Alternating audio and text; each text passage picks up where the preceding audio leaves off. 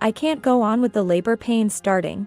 Yet, despite this, the sister-in-law said, "It's okay, the baby won't be born right away. Please take good care of my 3 kids for 6 days." And off she went on a trip, forcing her own 3 kids onto me. Taking care of the naughty kids, the interval between pains gradually shortened. I'm in trouble. What should I do? Although it was hard even to stand, the children made a big fuss saying, "We're hungry." In the midst of all this, suddenly I was struck by intense labor pains. The pain was so intense that I couldn't even call an ambulance, and I collapsed, consciousness fading. At that moment, it felt like someone was calling my name. I am Emily, a 32-year-old housewife, living with the parents of my childhood friend turned husband, Tim. While many people might pity me for living with my in-laws, I had no resistance to it because they had been kind to me since I was a child. Thank you so much, Emily-chan, really. You're just like my own daughter. Thank you very much as well. Being so kind to me, a daughter-in-law. My in-laws always express words of gratitude towards me. However, amidst the overflowing happiness of married life, only the existence of my brother-in-law's wife bothered me. Don't get cocky just because you're the eldest son's wife. I have no such intention at all. Humph. I can't stand that complacent attitude of yours either. You're after my father-in-law's assets, aren't you? While it's true that my in-laws are wealthy, it's not certain that my husband, their eldest son, will inherit everything. Yet, my sister-in-law seemed to have convinced herself that I married into the family for the inheritance. Consequently, my sister-in-law who lived nearby would often come to our house to compete with me. Father-in-law, mother-in-law. I'll make tea instead of Emily. Oh, Catherine, you shouldn't have. Emily only ever serves tea, right? I brought some delicious Japanese sweets. Then my sister-in-law looked at me and smirked triumphantly. Though I had no intention of competing with her, she took an attitude of keeping me in check and always played the good wife in front of other family members. So I resigned myself to patience, telling myself that as long as everyone got along, it was fine. My sister-in-law had 3 children and she seemed very proud. She brought them to her parents' home as if she flaunted them in front of me, who had yet to become pregnant. All the children, including the eldest son, who was 5, were boys, and all at the age where they were full of mischief. Each visit to our home resulted in a rampage, with various things getting broken, which was a problem. However, because I had no child, there was also envy towards such a sister-in-law. Even though you're the eldest son's wife, you're useless if you can't have children, laughs. We have 3 sons, so our child is guaranteed to be the heir here. Lucky us. My sister-in-law, who looked down on me with a smug smirk, tensed when she learned of my pregnancy. My husband, of course, and my in-laws and brother-in-law were all delighted. But only my sister-in-law, with a bitter expression, ungroundedly asserted, "It's bound to be a girl." After that, she also tried to leave her child at our house.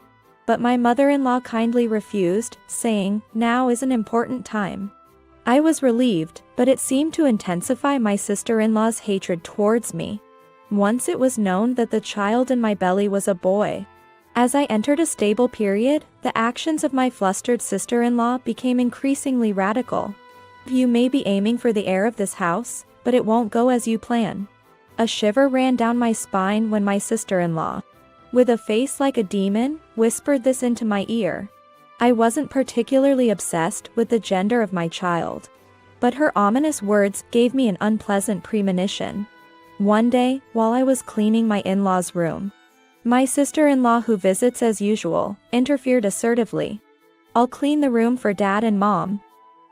I must clean it nicely." She took the cleaning tools from me and began to clean to show off at me. That alone would have been fine, but, "Emily, come here. Help me, quick."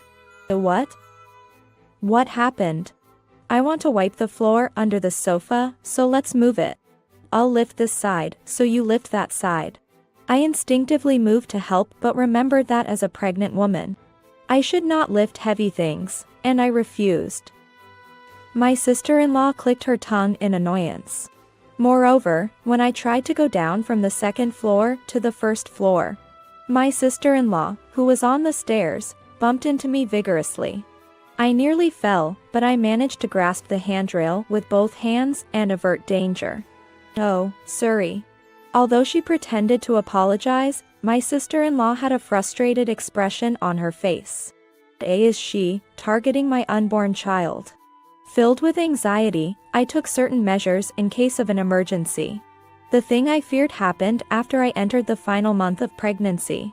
The due date was approaching, and one day, the mother-in-law had to leave the house for a few days to take care of a relative who fell ill. I'm worried about leaving you, Emily, especially now that you're in your final month. Mother-in-law.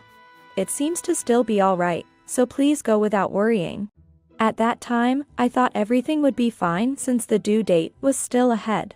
However, it seems Catherine got wind of the mother-in-law being away and brought her 3 children to the in-laws' house on the day she left.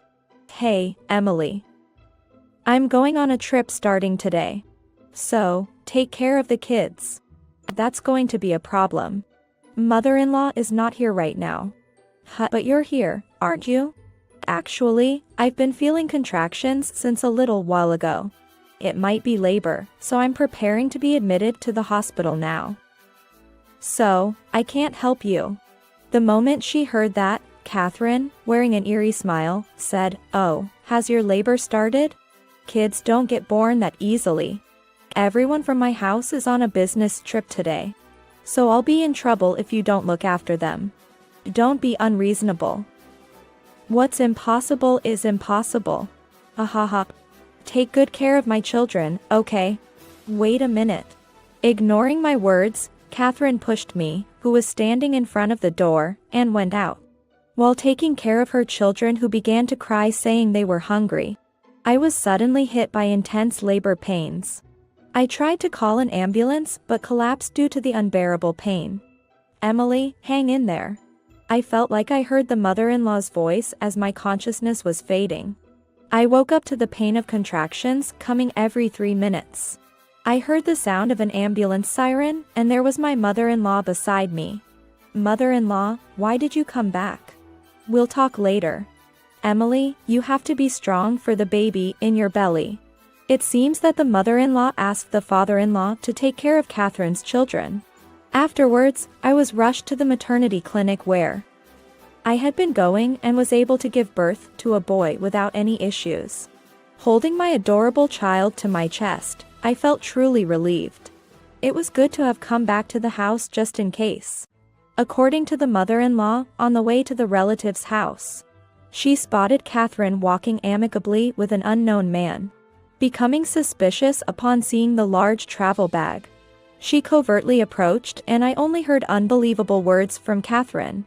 I dumped the kids on my pregnant sister-in-law. I don't care even if her labor has started.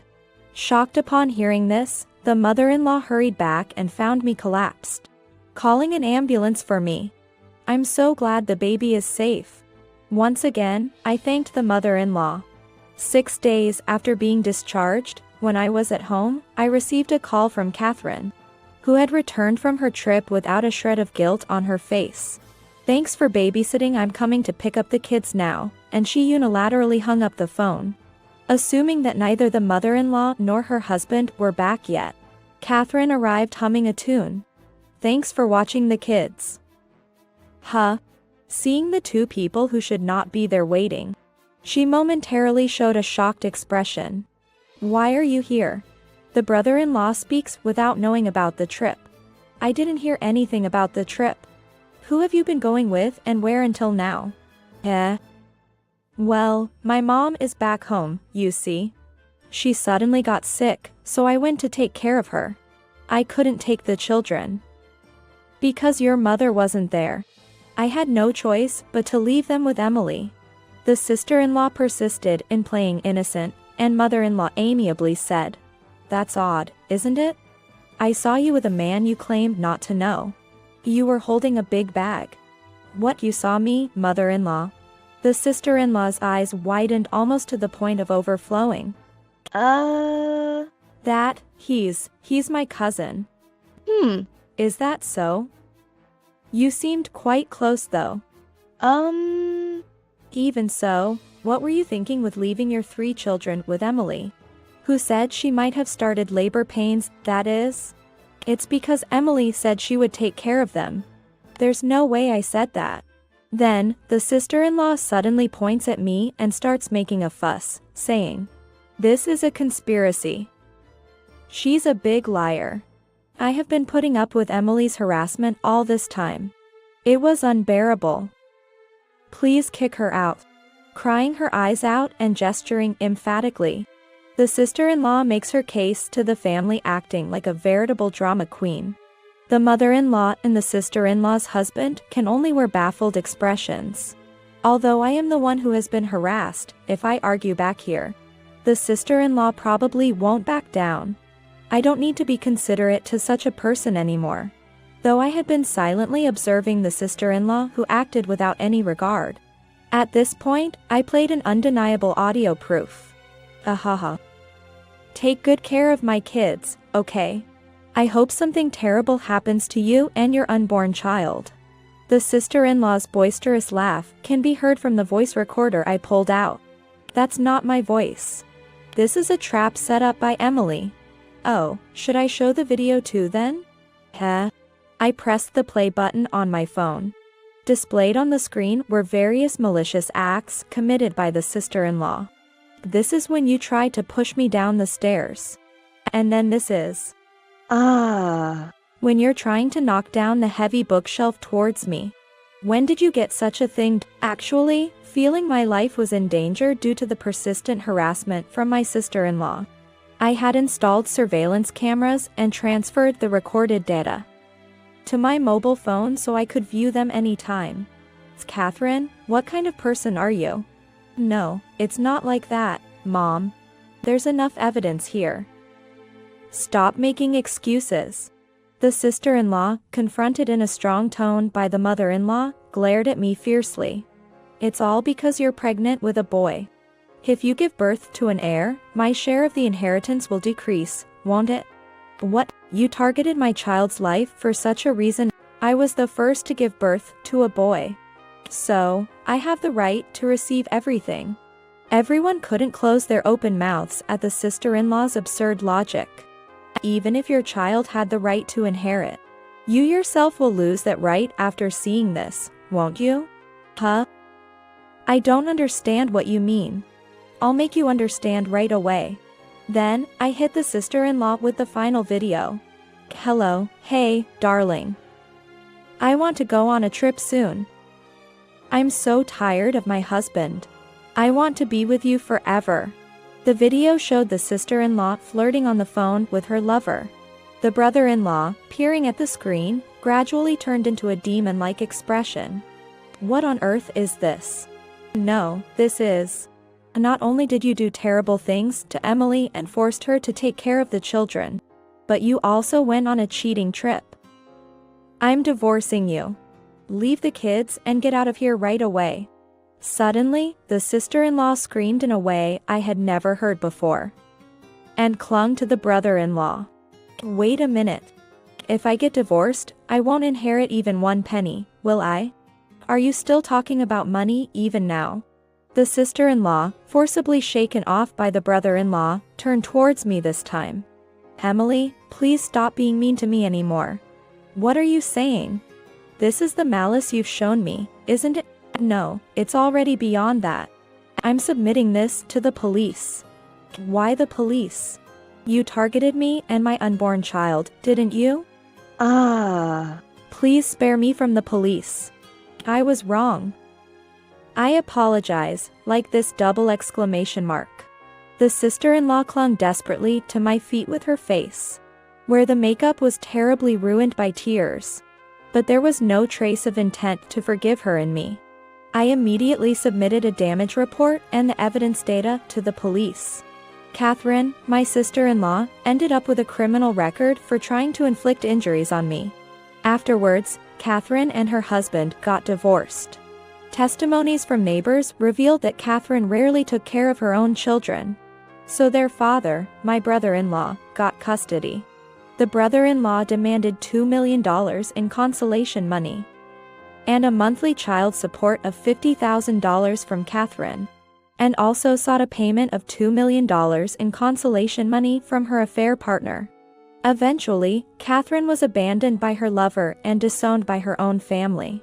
Now, she lives in a rundown apartment. She works a night job and continues to pay the consolation money and child support while getting by. Catherine's children are being cared for by everyone, cooperatively by their grandparents, uncle, and my husband. As the family approaches them with love, their honesty and kindness have begun to shine, though they are mischievous. They cherish my child like a real sibling, and I am very happy now.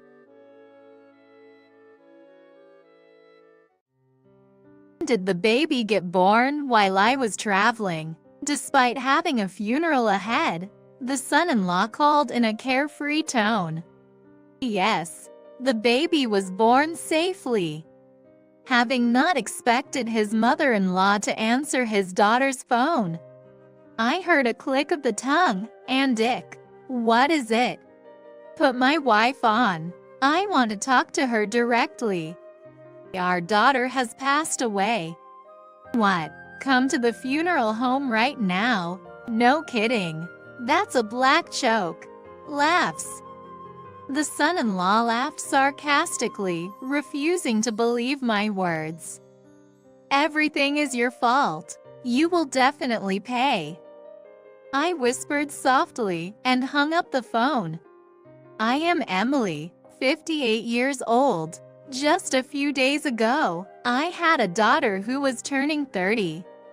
She now lies quietly inside a white coffin.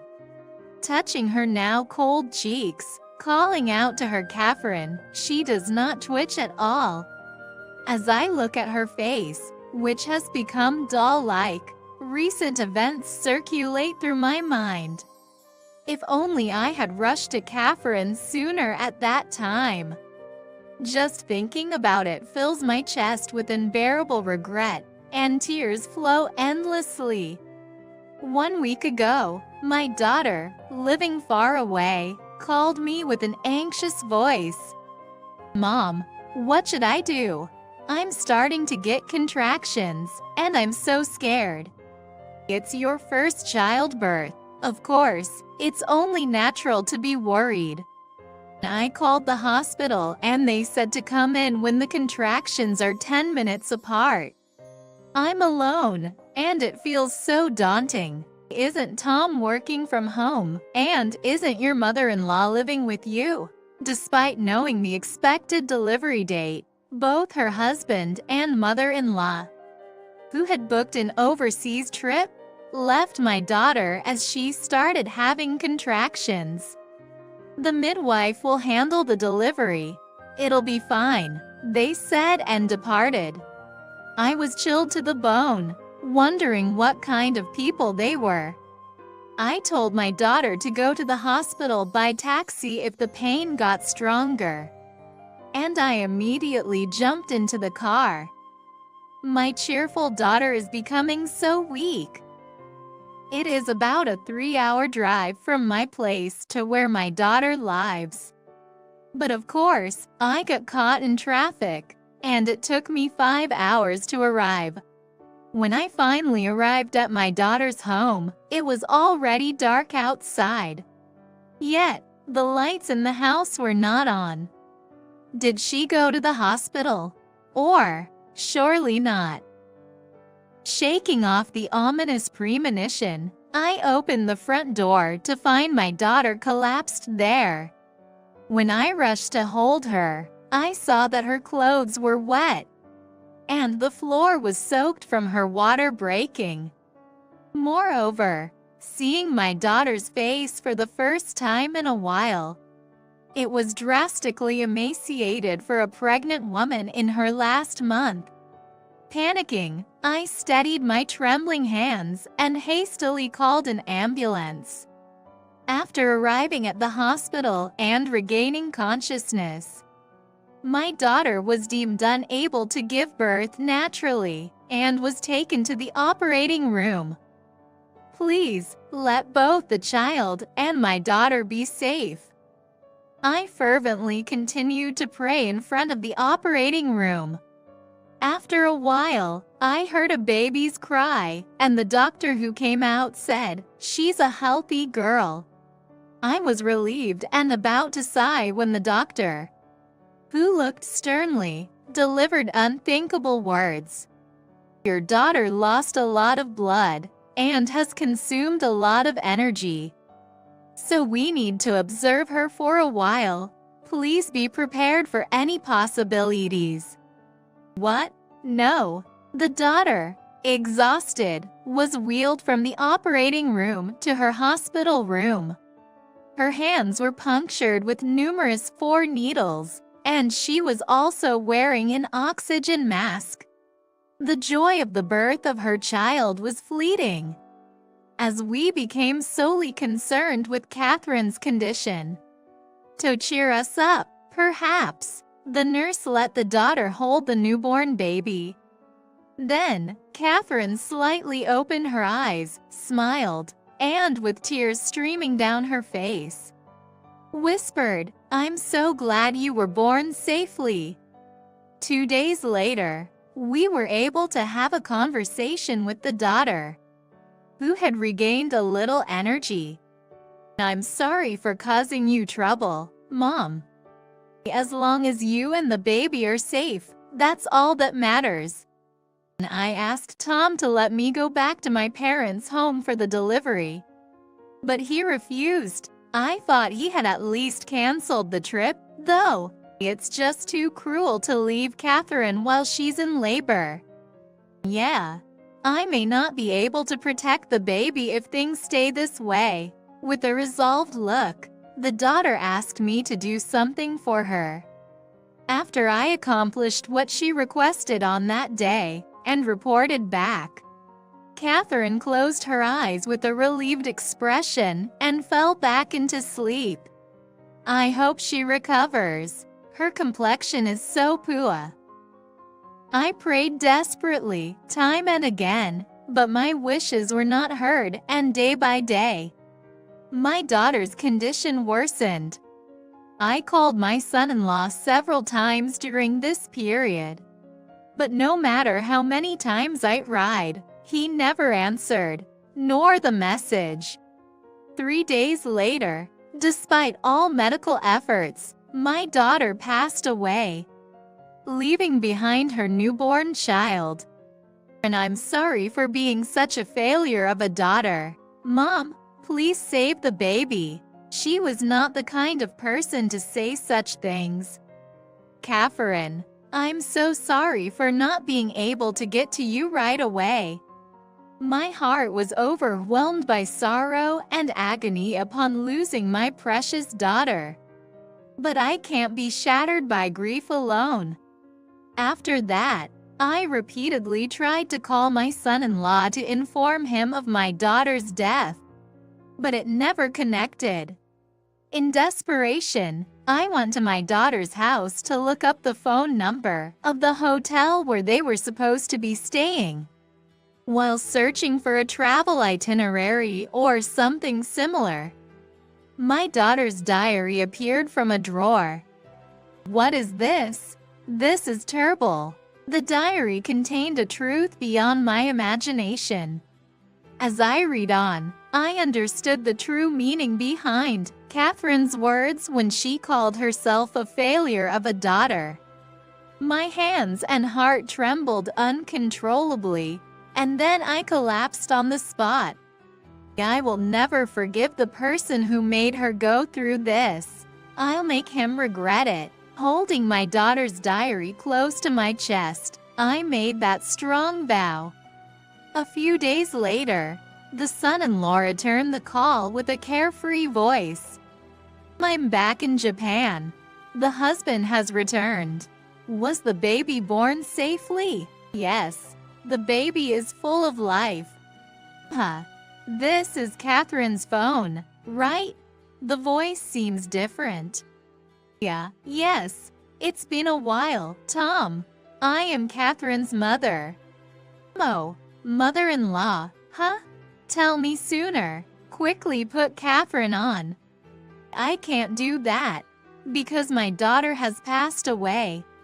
What? It's because you left her alone when her labor pains started. Passed away? Are you joking? It's too heavy. The funeral will start soon. If you feel sorry for your daughter, come right now. I just told him the location of the funeral and hung up the phone immediately. Despite his repeated calls, I ignored them. I didn't want him to interrupt my farewell to my daughter. The funeral proceeded quietly when the time came. It must have been so painful to leave the baby behind. I'm sorry I didn't notice your suffering earlier, Catherine. Tears were unstoppable, and no matter how much I wiped them away, they wouldn't stop. Next to me, I could tell my husband was trying hard not to cry, biting his lip and looking down. After the cremation was over, and as I was holding the small box with Catherine inside close to my chest, the son-in-law and his mother finally arrived. Observing the mournful faces of the attendees, they were stunned. What's more, they came straight from the airport. He was in an aloha shirt, and she was wearing a large straw hat and sunglasses. What's with those ridiculous outfits? Can't you at least wear morning attire? Well, we were told to hurry, so we had no choice. Before you rebut, apologize to your wife sincerely. Tom, when I thought he was going to break down in tears looking at the portrait, he snorted with a nasal laugh. I should be the one wanting an apology. Who's going to do the house chores now? Anyone can give birth. She was a hopeless wife. How could you say something so awful? I'm just being honest. Yes, that's right. As I clenched my fists tightly, the nails digging into my palms, I felt a rush of pain. My usually gentle husband's eyes were bloodshot, his face terrifying in a way I'd never seen. Yet Tom didn't seem to care. So, was the kid a girl after all? Yes, that's right. Damn, if she had at least birthed a boy, we could have had an heir. She was a failure of a wife even till the end. It was useless. I glared at him, suppressing the impulse to hit him right there. I don't need the kid. Raise it yourselves. We intended to from the start. Moreover, you and Catherine are divorced now. Divorced? I submitted the divorce papers as per Catherine's request. You wrote it yourself to threaten her, didn't you? Even though Catherine had endured so much harassment, believing that the child to be born needed a father. So she entrusted me with the divorce papers, saying that she could not save the child by herself. Catherine got the parental rights, so we, as a couple, take responsibility to raise the child. You submitted the papers without my permission. But, since Catherine is gone, it's natural for me to have parental rights. I'll raise the child, so send me child support. Do you even understand what you're saying? Yeah, hand over the kid. In return for looking after them for free, you send money. How terrible. We've already applied to be the minor's legal guardian. So you're the one who has to pay child support. You're greedier than I thought. But Catherine had a hefty life insurance policy, so I'll pay around $100,000. I was petrified by my son-in-law's words. His way of speaking sounded as if Catherine's departure was already planned. Could it be that everything went perfectly as planned? Catherine served our purpose too? Ha ha ha. So, You deliberately left my daughter behind. Well, yay. Ha ha ha. I nearly collapsed from the shock, but my husband quickly supported me. He was shaking his shoulders, whispering, "I can't believe it." The relatives around us began to murmur and exchange glances. When Catherine informed her mother-in-law that the baby was a girl, she was yelled at. "You're a useless daughter-in-law if you can't give birth to a boy." Her husband spat at her. "You're a failure and utterly worthless woman. You disgust me." I was so sad, but I thought they would adore the baby once she was born, so I had to endure. I began to read my daughter's diary, which I had pulled out of my bag. Under the scorching midsummer sun, I was forced by my mother-in-law to go shopping. When I came back home, I didn't get a break. I was ordered to pull weeds in the garden. After that, one chore after another was demanded. And if she was not satisfied with the dinner I made, it was often thrown out. And I had to redo it. What should I do? The reason why my heavily pregnant daughter was so worn out was all written in this diary. Bringing out such things without permission, you're like a thief. Moreover, you deliberately made sure we couldn't contact her, didn't you? My daughter wanted to return to her parents' home for the birth, at least. How lonely and hopeless she must have felt, being forced to give up, being neglected. Like I care about that. They showed no signs of remorse. It seemed like they didn't feel the gravity of their sins. "Enough is enough," echoed my husband's shout. Not only our anger, but also the anger of the relatives knew no bounds. And they were made to apologize on the spot. He finally changed his attitude, pleading as if he had turned over a new leaf when he noticed his situation. "All right, I get it. Just give me a break. This isn't the end of it. The president of the company you work for will know what you did to our daughter. And you'll likely be fired." "What? Why? The president and I were classmates. The world is small, you see." "Not only that, the neighbors know about it too. When I went to my daughter's house, a worried neighbor spoke to us. So I informed them that Catherine had passed away and explained the circumstances up to now. Feel the weight of the sin you've committed and live in remorse for the rest of your life. You don't have to go that far. I had one more crucial piece of information to give to the despondent couple. Also, I am the beneficiary of my daughter's insurance money." "What? Are you serious?" Tom and his mother looked at each other with shocked expressions. A piece of paper was sandwiched in my daughter's diary. It was a life insurance form. Without telling anyone, my daughter had changed the beneficiary to me.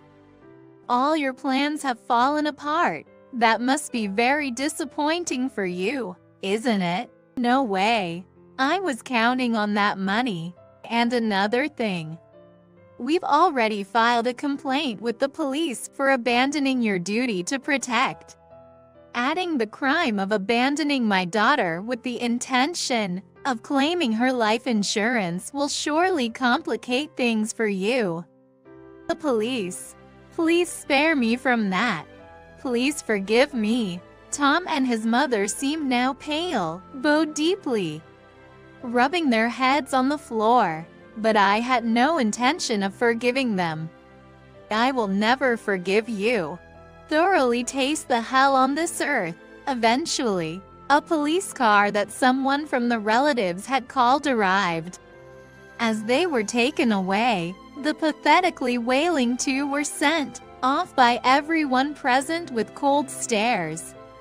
Afterwards, we hired a lawyer and demanded child support from Tom and his mother. We hope that the two who drove my daughter to death would be severely punished, regardless of what crime they commit, even if they get out of prison. With Tom being fired and his mother being pointed at by the neighbors, that means their peaceful life like before will never come back.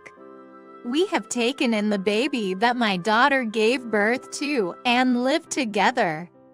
The insurance money that was deposited is planned to be used entirely for the baby's living expenses. The sorrow of losing my daughter will not disappear. There are many moments when I am saved by this child's smile. From now on, we will pour love and raise this child, even for the part of my daughter who could not fulfill her feelings.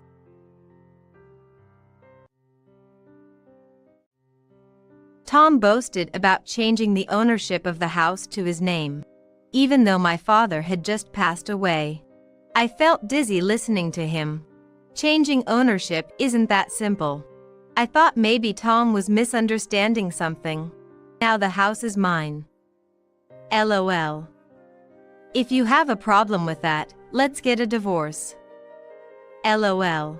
Fine, let's divorce then. But won't you regret it? To my surprise, Tom responded in a dumbfounded voice. Huh? I won't regret it. LOL. With a face as if he wanted to say, "Are you kidding me?" Tom replied. So, he won't regret it. Then I won't hold back. And I don't want to hear any complaints later. I smirked at Tom's naive thinking. My name is Emily. I'm 35 years old and a city office worker. With my serious personality, I feel it's the perfect job for me. My parents were overjoyed when I passed the civil service exam. That's because my father always told me to choose a stable career. It's uncertain whether being a city office worker will always be stable. But for now, I think I can continue this job without any problems. There's a reason why my father emphasized stability. After graduating from university, my father joined a startup. The company only lasted a few years, and he struggled to find another job. He then started his own restaurant and steadily expanded the business. Since most of the locations were renovated vacant or owned properties, the rent was only a small amount. Over 35 years, he accumulated significant wealth, but he also faced many challenges. So, he probably didn't want me to go through the same hardships. I'm content with my stable city office worker job. I might not be rich, but I live comfortably. I just hope for peaceful days ahead. I'll be home late tomorrow. Don't need dinner. How many times has Tom told me this? While washing the dishes, I dried my hands and turned to respond. Again? Does the factory really require that much overtime? It's a busy period right now. Tom works in a semiconductor factory and has been there for 18 years. His daily routine involves processing parts on a production line for 8 hours, which sounds really tough to me. But according to Tom, it's easier than a job that requires a lot of thinking. Right, there's been a shortage of semiconductors recently. Must be tough. Yeah. So, I might be coming home late for a while. I understand. Take care. He has been coming home late recently, and sometimes he doesn't return until the date changes. I can't imagine he's working until that hour, so he's probably out drinking after work. I can understand wanting to relieve a tired body with alcohol, but it seemed like he was doing it too often. However, I can't bring myself to tell Tom about it. If I told him not to drink when he's already exhausted from his demanding job, he might get angry. Fortunately, Tom should be paying for the drinks from his allowance, so it wasn't too big of a problem. I watched as Tom headed to the bedroom and then stretched my shoulders. I've been having shoulder stiffness recently. Living out of sync with Tom has been mentally draining. Maybe that's why I've been so tense. I try to remind myself not to overthink things. I met Tom during my second year of high school. He went to a nearby boys' school and approached me during the homecoming. At first, I was reluctant when this younger guy asked for my contact, but I gave in due to his persistence. When I asked him why he was so interested in me, just a regular girl, he said he liked my vibe. I always thought Tom had a flirty demeanor, so I was initially quite wary. However, I soon realized he was surprisingly devoted, and my feelings for him grew stronger. Even after high school graduation, and as I went to college and became a city office worker, Tom remained my partner. We got married when I was 27. Unfortunately, we haven't been blessed with children since then. I think our chances now might be slim. But I believe a life with just the two of us is okay. If I can continue my life with him unchanged, that's all I want. I think Tom feels the same way. Amidst our busy yet peaceful marital life, my phone rang. Hello? Hello, Emily? Oh, thank goodness. Are you at work right now? Yes, I am. What's up? It's rare for my mother to call during working hours on a weekday, so it must be something urgent. I asked her what had happened. It's terrible. Your father collapsed, and after the tests, they said it's colorectal cancer. Cancer? You're kidding. The word cancer from my mother's mouth made me doubt my ears. No one in our family had ever had cancer. But, considering that my father, a businessman, had neglected his health checkups, it was plausible. It's true. It's quite advanced. But isn't cancer treatable these days? In your father's case, they say he might only have a few months left. A few months? That can't be. I wanted to believe it was a mistake. But my father was only 60, and the rapid progression of the cancer made sense, especially since its detection was late. No matter how much medical technology advances, curing late-stage cancer is challenging, my mother tearfully explained. I understand. I'll come home for a while. I'll also let Tom know. Thank you, Emily. My father means the world to me. Not rushing to his side during his crisis wasn't an option. Tom would surely understand. That day, I finished my work with a distracted mind and went home. Unusually, Tom was home early, and seeing my pale face, he spoke to me. What's wrong? You look upset. Tom was drinking beer on the sofa. I relayed to Tom exactly what my mother had told me and also mentioned that I planned to go to my parents' house for a while. That sounds tough. I understand. Please be with your father during this time. Thank you. But I won't be able to cook.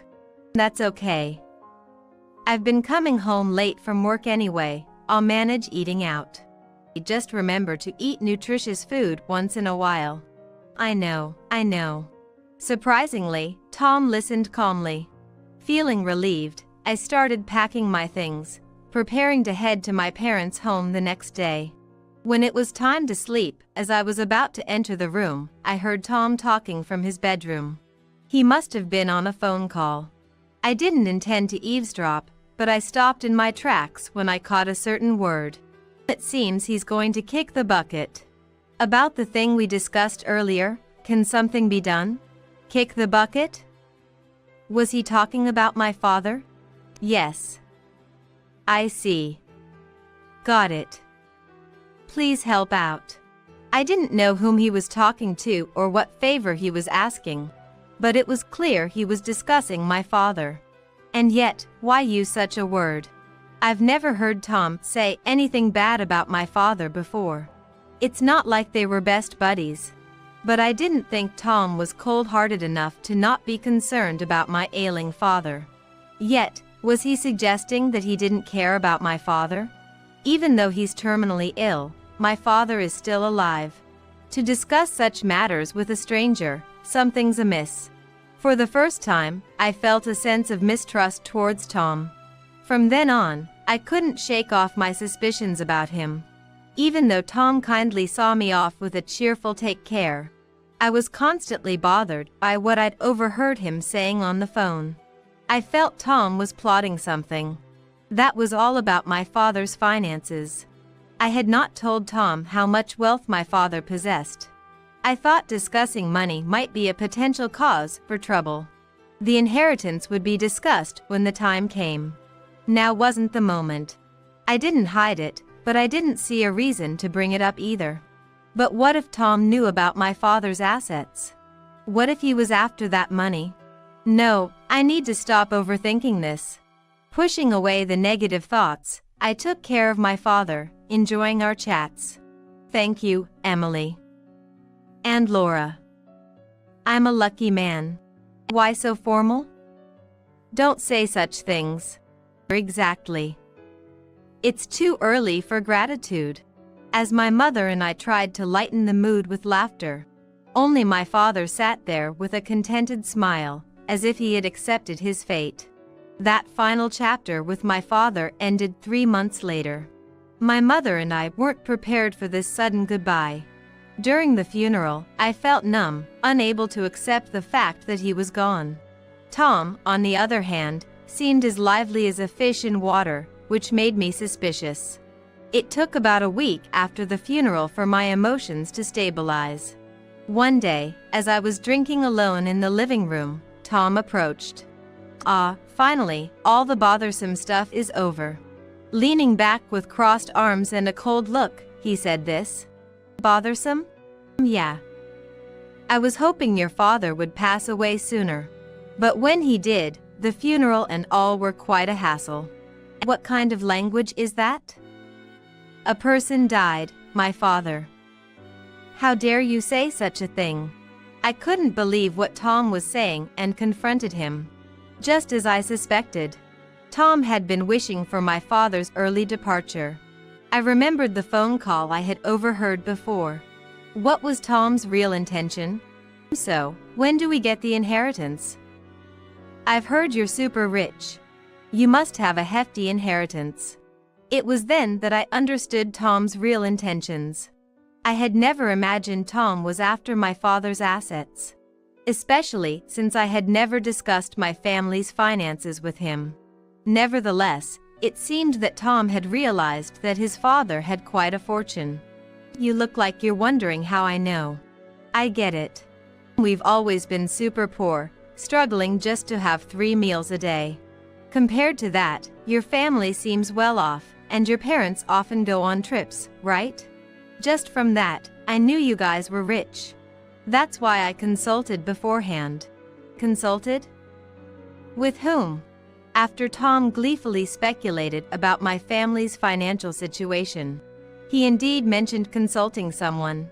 I recalled the day I heard Tom on the phone in his bedroom, wondering if that was the consultation he was referring to. I have a lawyer acquaintance. I asked him about Grandpa's inheritance.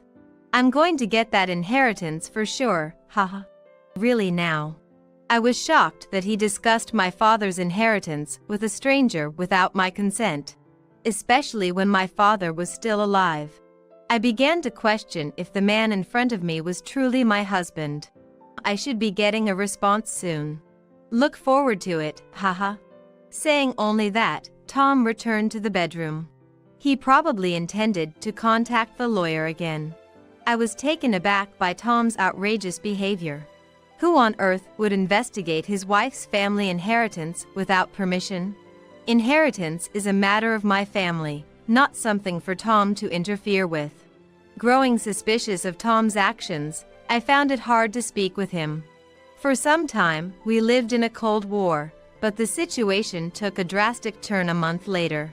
Setting aside Tom's talk about inheritance, my father's assets were rightfully passed on to my mother and me. I inherited a fancy house worth $2 million from my father, and it felt overwhelming. I had no immediate plans to move into the inherited house, but it felt too precious to leave untouched. I pondered whether to turn it into a vacation home or sell it. When Tom spoke to me after a long silence, "Hey Emily, how have you been?" Haha. The irony of asking how have you been when living in the same house was not lost on me. I ignored his words and picked up a nearby book. Don't ignore me. I changed the name on the house you inherited to mine, haha. Upon hearing those shocking words, I looked up from the book I was about to read. What do you mean? I asked the lawyer I talked about to handle the procedure. The procedure to change the ownership? Exactly. I couldn't believe it. Not only that he did such a thing behind my back, but also the lawyer who accepted such a request. The house is now mine. If you have a problem with it, we can divorce, haha.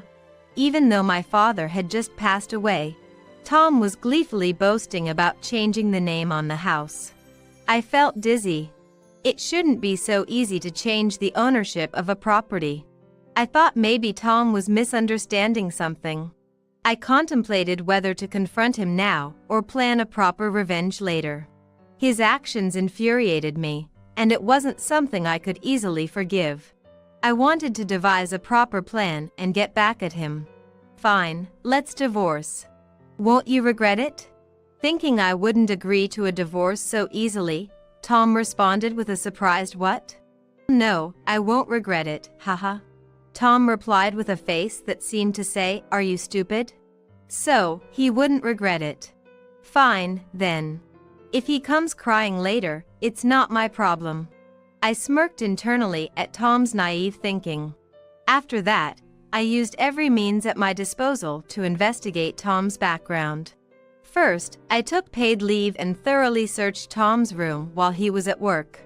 Tom's messy room was very dirty, with various items scattered on the floor. Among them, I found something and discreetly picked it up. I then fiddled with the computer on Tom's desk and opened the communication app. So this person is a lawyer. The exchange with a man named Robert White was truly terrible. Most of it was about money. And it was about how to steal money from us. I sighed in disbelief.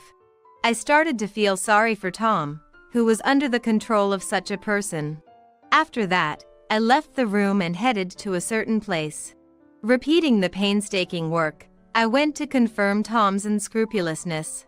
The more I investigated, the more I was horrified to realize that I had been living with such a person.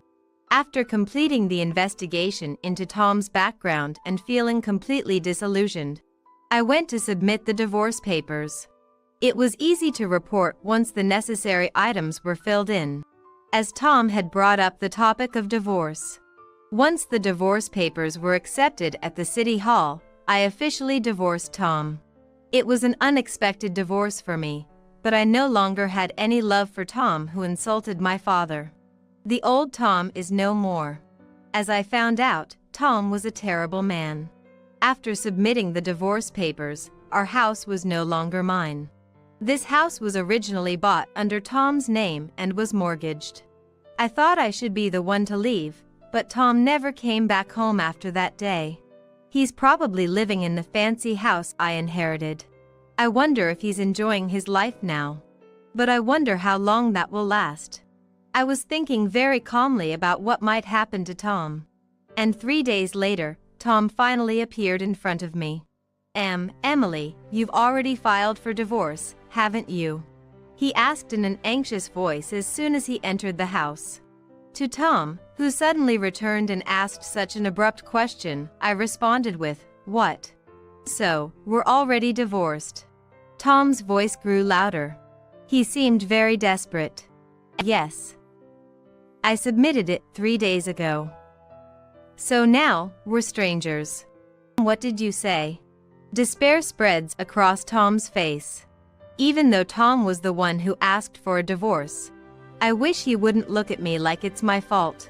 Why did you do something so selfish? Selfish? Weren't you the one who said we should get a divorce? What's with you now? Stunned by my valid point, Tom falls silent for a moment. I had an idea of why Tom suddenly blamed me for the divorce. Emily, please, marry me again. If not, I'm done. Tom now collapses to the floor, his head hanging in defeat. I look at him with pity and ask, "Oh, what happened? Something wrong?" I pretty much knew what had happened, but I purposely asked him anyway. Earlier, some debt collectors came to me. I called White, but he seems to have changed his phone number. I can't get through to him at all. I also sent him an email, but he hasn't read it. That guy deceived me. White was the so-called lawyer. Tom's story was sporadic, but I had a general idea. I found betting tickets and casino receipts in Tom's room and inferred what he had been up to. Oh, so you've been addicted to gambling, huh? I found lots of betting tickets and casino receipts in your room. I even checked your entry history at a local gambling hall and found out you've been going there for almost a year. Is that why you ran out of money? I checked our joint account and found several unexplained withdrawals. You even took money from our savings. And then you were deceived by that lawyer? Yes, Tom had been indulging in gambling behind my back. When it was discussed that I would inherit my father's assets, he probably saw it as an opportunity. He had been consulting with a man named White, who claimed to be a lawyer, about how he could inherit the assets.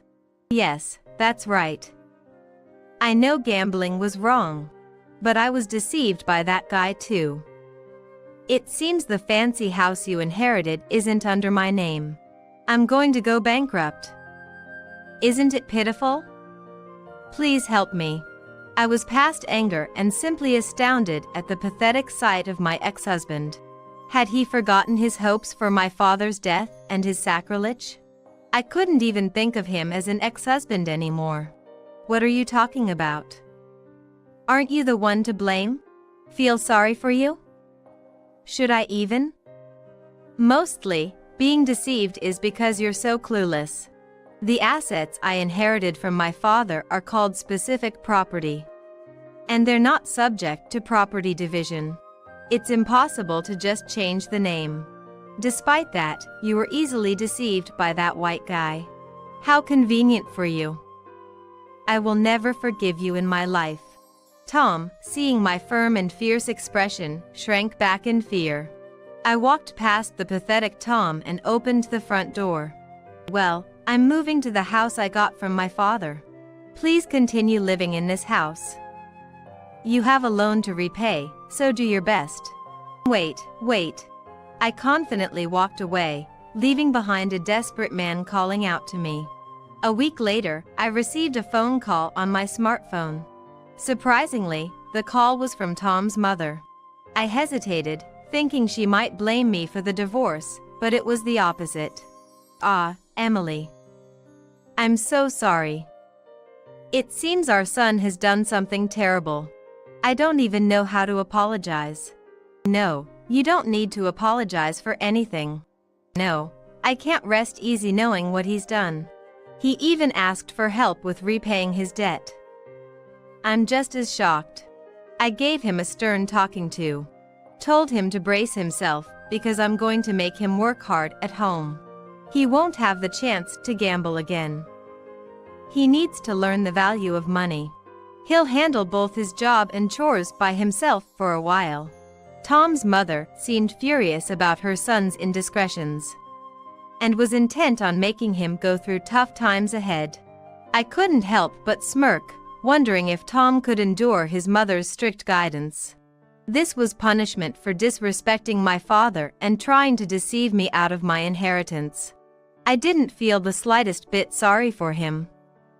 He should focus on repaying his debt. As I had declared, I moved into the luxurious house I inherited from my father. It was furnished, so I didn't need to buy anything. I did need to buy some minor items like clothing, which I had left at the old house. But thinking about my new, free life made me excited. The new house was spacious, almost $2,000 for just one person. I was pretty much done with marriage for now. But if time passed and I found someone nice, I would invite him over to this house. I bet he'd be so surprised he'd be floored. The mere thought of a future husband's reaction made me chuckle. Thank you, Dad.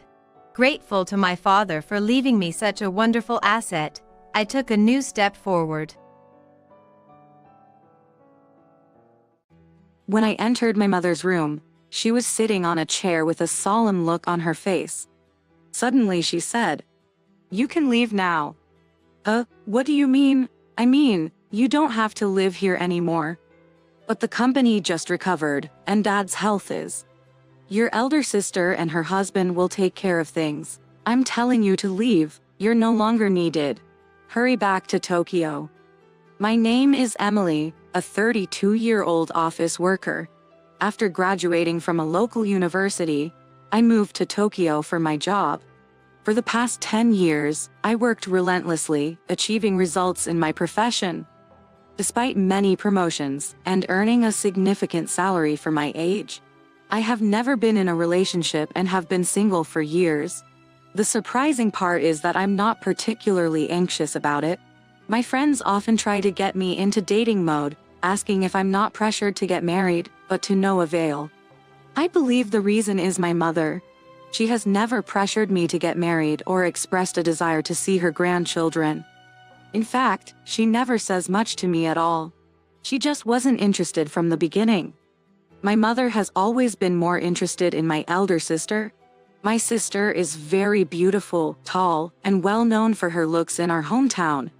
After high school, she even did some modeling in Tokyo, which probably added to her reputation.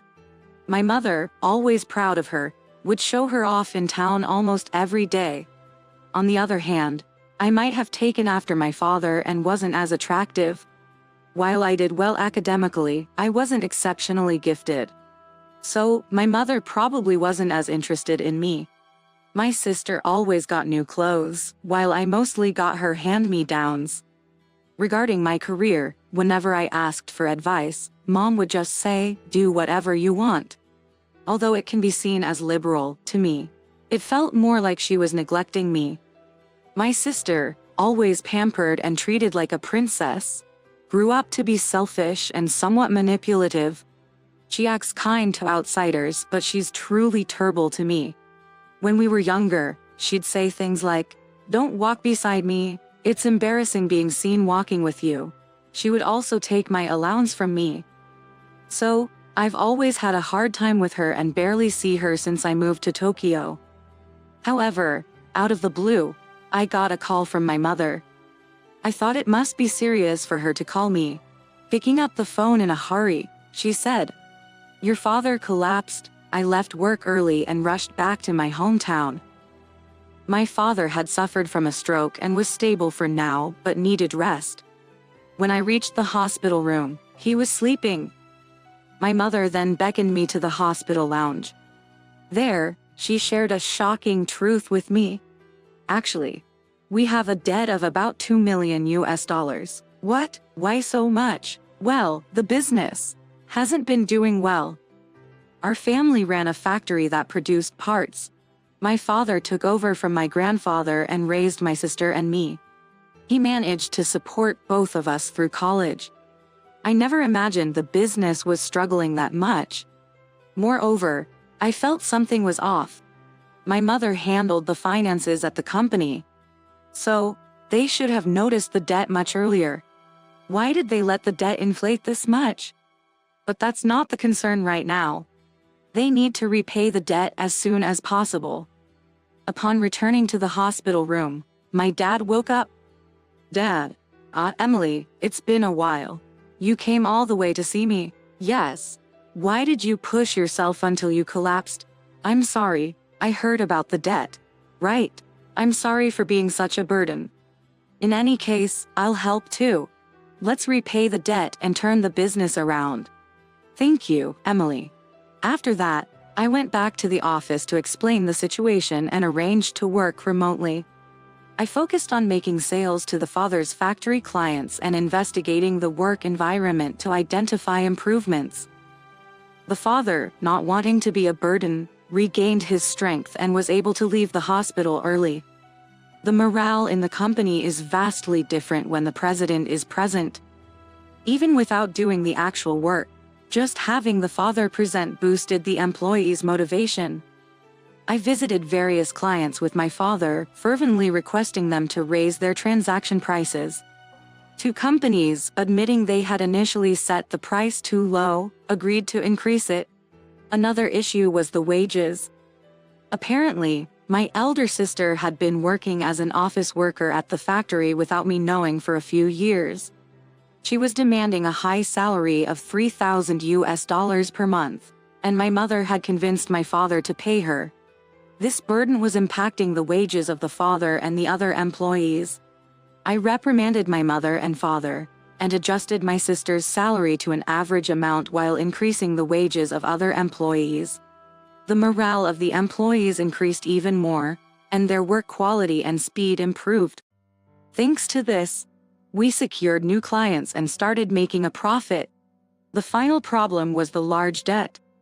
I showed my passbook to my father in private.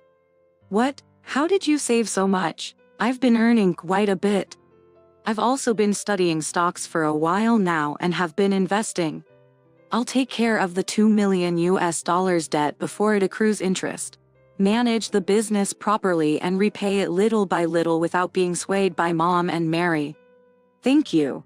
I'm so sorry. Around 4 months have passed since I returned to my hometown to help revive my father's business. But there was someone who wasn't pleased with my return. That person is Mary. She wasn't happy that I suddenly came back, efficiently worked, and even managed to turn the business around.